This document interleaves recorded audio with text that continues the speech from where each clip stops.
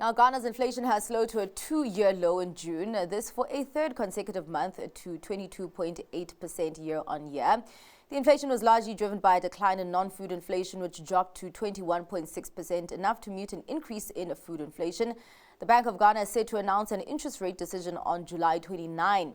SSA Macroeconomist at ABSA CIB, Ridle Markus, joins us now to unpack Ghana's inflation conundrum. Thank you so much for your time there, Ridle. Of course, these inflation figures are ones that we are not used to in South Africa, but we have seen a slowing down there in Ghana. Just talk to me about the inflation trajectory that we have seen, at least for the last few months. Thank you very much, Nati. So the inflation obviously is coming off a very high level of 54%, just over 18 months ago. So they've made a lot of progress in bringing it down. Yes, of course, there's some positive base effects that also played a role. And inflation came down very nicely up until earlier this year. And then, of course, there was a bit of a bump because of the currency that's starting to weaken. Currency has already weakened 22% so far this year, and it certainly poses a bit of a threat. Yeah. But I do think that base effects will continue to drive inflation lower, albeit maybe closer to 20%, but it should probably stay just above 20% through the remainder of the year. We have seen a couple of developments in Ghana outside the currency, of course. One of them is the adverse weather conditions, drier than normal conditions we've seen, and especially, that's impacted on West Africa, but Ghana has certainly been impacted as well. And that impacted on cocoa exports, earnings, currency has started to weaken. We've seen fuel prices beginning to increase. And now on the 1st of July, we also saw water and electricity prices increasing further. And that has just slowed the deceleration in inflation. I think early in the year, we thought that inflation by now would probably dip just below 20%. But as I said, because of these drivers, inflation has remained a little bit sticky above 20%. And we think it could potentially stay above 20%. We also have the small issue of the elections towards the end of the year. Okay. And higher election spending could, of course, push more money into circulation. It also just means, that there could be more uncertainty around the currency going forward, and whether Ghana will see further fiscal slippages. So a couple of risks still ahead for Ghana's currency and for inflation. But, over the longer term, it should continue to decelerate. Rather, let's talk about the divergence that we are seeing between food inflation versus non-food inflation. Why that divergence there? I think it's quite simple. It's just, as I mentioned already, is the weather issues. Okay, yes. In the June inflation print, we saw that the food index actually jumped 5%.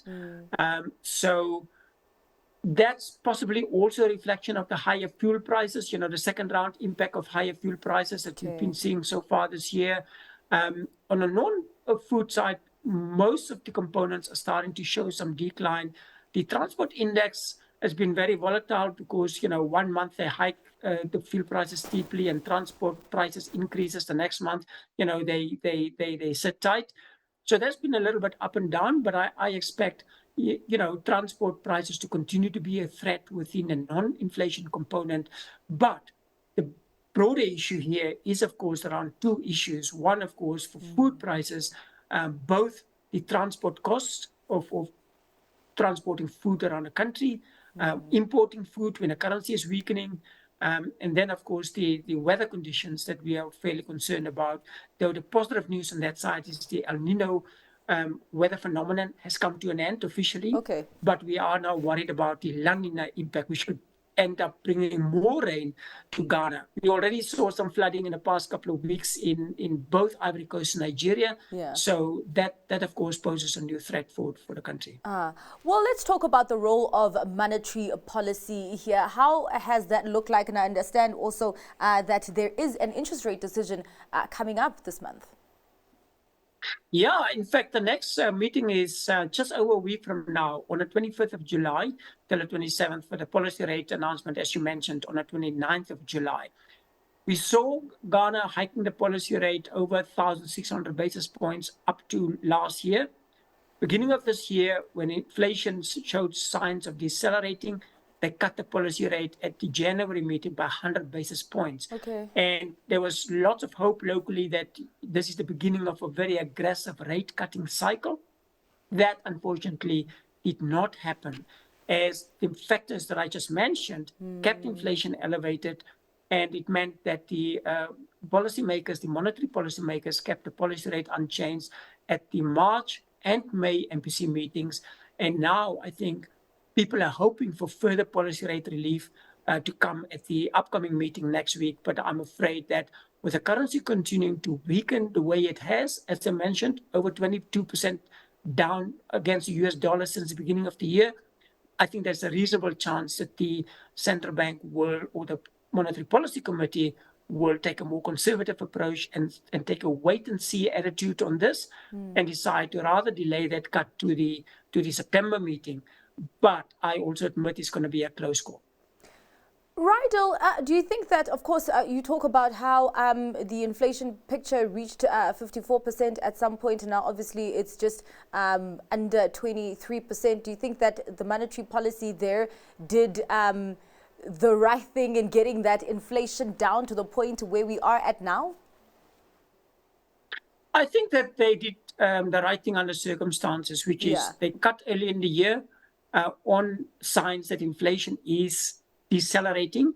And the moment they saw that the currency is weakening and that there were some inflationary pressures, they decided to just hold tight, leave the monetary policy as is, and see which way things are going. But as I said, there are still some upcoming threats. The election and the potential for higher fiscal spending into the election, that could potentially pose a threat to the currency. And that's why I said, it could also mean that the policy rate decision to cut is pushed out to the September meeting. Now, of course, next week is quite an important meeting for Ghana as well, on an important week for Ghana, sorry. On the 23rd of July, we will be seeing the mid-year fiscal update coming from Finance Minister Mohamed Adam, and that will give us an idea of whether fiscal spending has been in control so far and what expectation is for the rest of the year. Now, that could have a major impact on the currency. If it's all good news and it shows some serious fiscal discipline, then I think it will reflect positively on the currency, and it will probably make inflation's path easier, on its way lower. Broader picture here for inflation, whether there's some elections, additional spending or not, I think that within the next year or so, we'll see inflation closer to 15%, and by 2026, it should be comfortably close to 10%. So the longer-term picture for inflation is certainly very positive. All right. Well, thank you so much for your time and giving us insights on that, Ridle. Much appreciated. That was Ridle Markus, SSA Macroeconomist at ABSA CIB.